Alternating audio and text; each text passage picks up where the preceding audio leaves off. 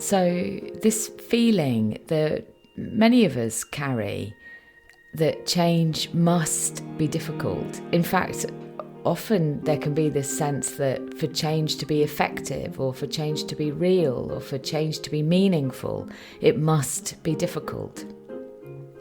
And the challenge of this, there's that word again, can come from our tendency to see changes as problems rather than opportunities for learning and growth. Welcome to the podcast that's all about deepening our self-awareness with profound self-compassion. I'm Henny. I write, coach and speak about how exploring our inner world can transform how we experience our outer world, all founded on a bedrock of self-love. Settle in and listen and see where the episode takes you.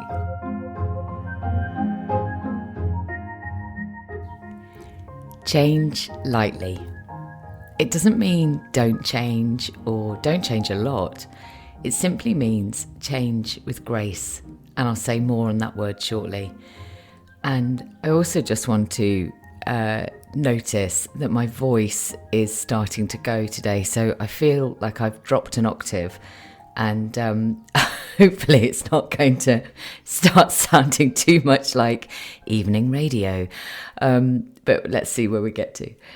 So my feeling about this whole topic of change lightly is that often when we embark on change, it can feel like a heavy thing, serious.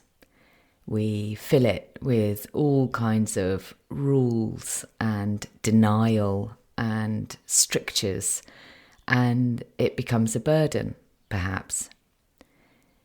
And even the language of change can end up reinforcing this sense of heavy weightedness that can feel like it sits within it.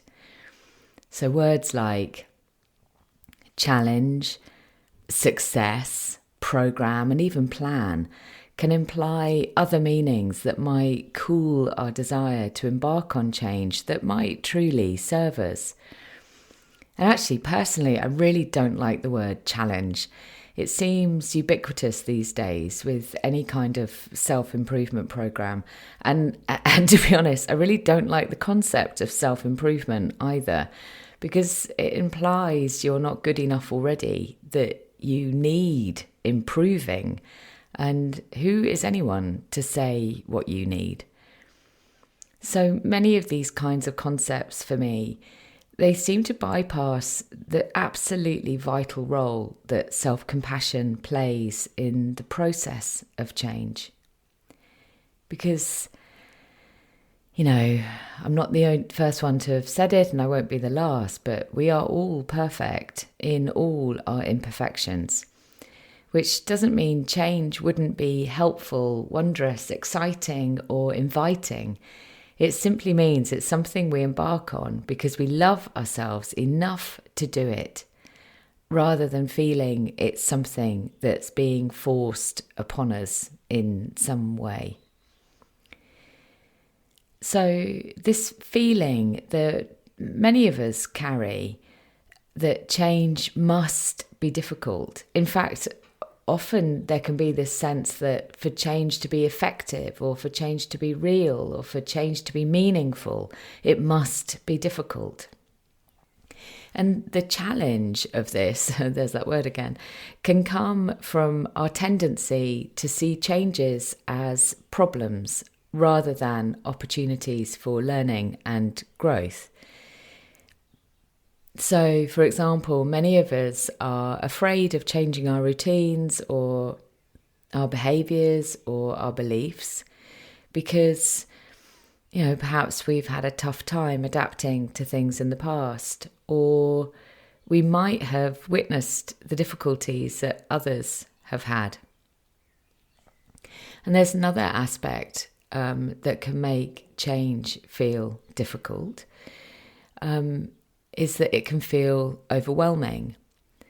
So if it's all feeling just too much, or it's leaving you confused and perhaps directionless in the face of too many things happening at once, then often actually what we need to do is slow down, pull back, make some space, breathe.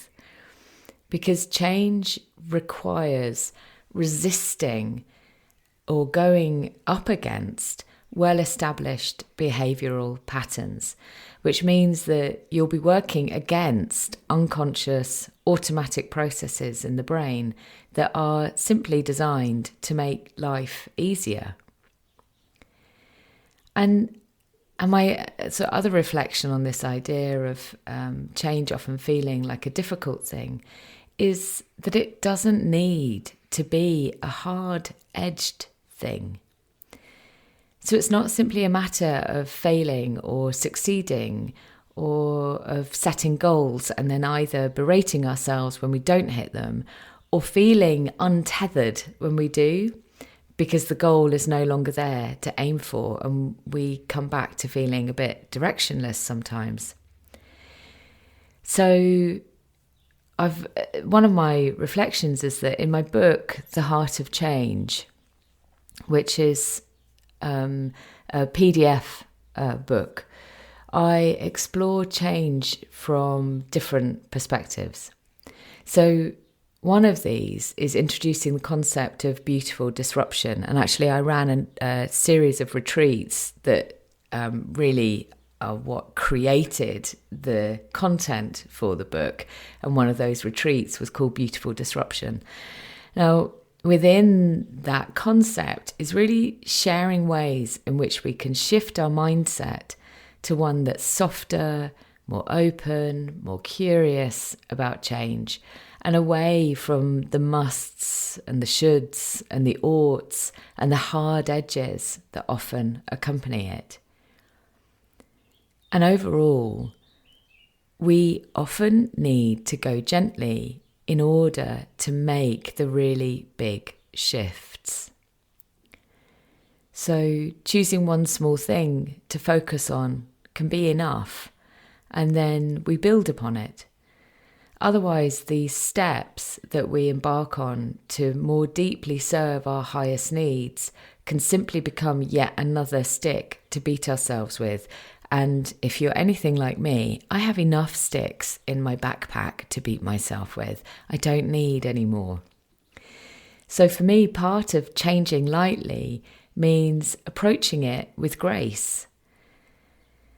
And that's a word, obviously, that particularly resonates in the Christian tradition. And it's got lots of different meanings depending upon where you were brought up and how you were brought up. But I feel it's got this important secular resonance in relation to this idea of change. Now, one definition of grace that I found said, acting with grace is largely about focusing on what you want to happen next rather than focusing on what has happened to you. It's about taking ownership of yourself, your emotions, and your response to a situation. I actually really like that definition. I like this idea that within grace is this sense of personal accountability. And I think that is really vital in any process or thinking or feeling about change. That it's something that we own ourselves. It's not driven externally. And another definition said, grace is defined as poised elegance, forgiveness, or a blessing. Grace can be known as divine love. Isn't that beautiful? I'm going to say that again. Grace can be known as divine love, the willingness to move through life with harmony, presence, and alignment. With grace comes courage, patience, and humour. It's an instinctive knowing that there's a greater source out there. So, to change lightly with grace is about opening ourselves up to compassion, curiosity, and the courage to change our attitude toward change, to see change as a constant benevolent flow through our lives. It doesn't mean it doesn't take effort at times. We call it the work with a capital W after all. But it does mean it can be beautiful work. So I'd like to leave you today with one of my favourite quotes. Angels fly because they take themselves lightly. I love that. And I'm sending my love to you. And I also love the phrase, change lightly. If you look at the words, you may see they hold another word within them. Let me know if you see it. And let me know how all this resonates with you. Where are you in your change journey? How does change feel to you? There are some beautiful opportunities here for journaling as well, of course, always. And I wonder whether it may be useful or interesting simply to journal on this concept of what does change lightly mean to you? What are the different perspectives that you have on it? And how could it support you? For me, it brings in all of the resonance of self-compassion and compassion for others too. And yeah, I'd love to hear what your reflections are. So please do write. It's henny@hennyflynn.co.uk, or leave a review on iTunes, Apple Podcast. Would be amazing. It's something I always forget to ask you guys to do, and it's incredibly useful when you do it. There are some beautiful messages on there, and I'm so grateful to everyone who has left a review.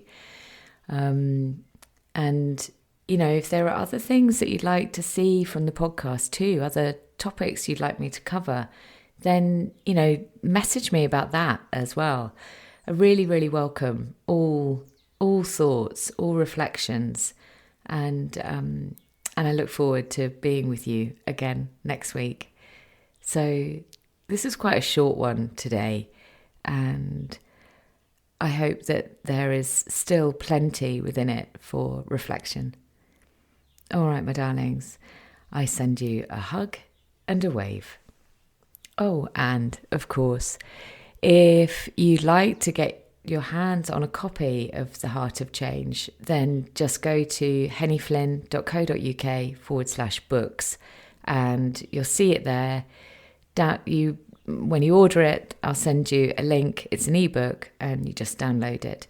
It is packed full of self-reflection exercises. It's essentially a means of coaching yourself through a process of change, really sitting with yourself as you go through whatever it is that you want to put into place in your own life. And when I say sitting with yourself, I mean with the utmost compassion, of course. All right, my darlings, that's it. I'll send you another hug and a wave, and see you next week.